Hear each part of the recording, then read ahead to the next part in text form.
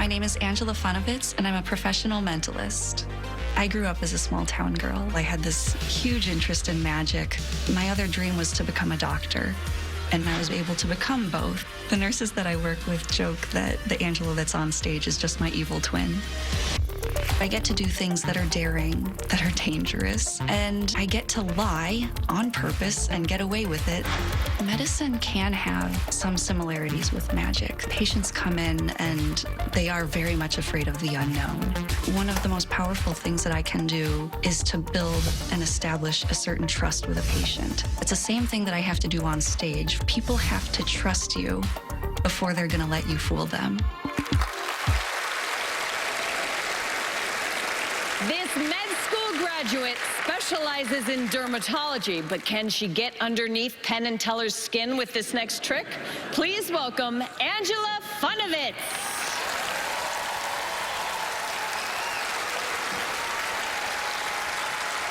Thank you very much. Throughout the ages, there have been countless demonstrations of subliminal and subconscious influence that have proven to be nothing but a hoax. However, dozens of studies have shown that human behavior can be primed in various ways. With that idea in mind, we're going to play a game. I'm going to use this here paper ball to select one random audience member to act as a test subject of sorts. Please catch. You, sir. You'll make a perfect test subject. What is your name, sir? Jason. Jason. Yes. I'm going to be showing you a series of several images, each with a word association. So, starting off. Love. Danger. Fire. Chance. Poison. Having seen those, I'd like you now to take a look at this blank slate and form in your mind any word in the English language. You have one in mind? Yes. Go ahead and say that word for us out loud, please. Gold. Gold. G-O-L-D? Yes. Gold. And, sir, before we go any further, I must say, some people might wonder, is it possible for me to have influenced his decision and to say that I somehow made you choose the word gold with anything I've just done is completely ridiculous. But you haven't seen what's inside that box. You still have that paper ball in hand? Please bring it on up here and join me. Give him a big round of applause. Thank you. So, nice to meet you. Nice to meet you as well. So like I said, we need to get to what's inside of this box. We'll leave that there. What I brought for you, as you can see, is an American English dictionary. Now come right on over here. Okay. You and I are gonna stand right here and we're gonna look up your word, gold. It's your responsibility right now. Go ahead. I'll do my best. All right. So let's see. We're at gaff, geometry, getting there. Gossipy. Oh, wait a second. What do we have here? We have page 210 on the left, page 213 on the right. You've almost found your word, correct? Go ahead and show that there is that one page ripped out of the center. Right about where your word gold should have been. Yeah. And the question is, where's the page? You'll remember when I came out here, I started off with a little paper ball. I tossed that paper ball out to randomly select you. Please hold this open just like this. Because this right here, in play the entire time,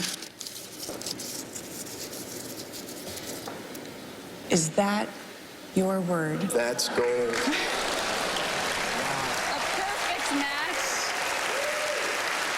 Thank you, everybody. Thank you, Jason. Ladies and gentlemen, that was incredible. Wow.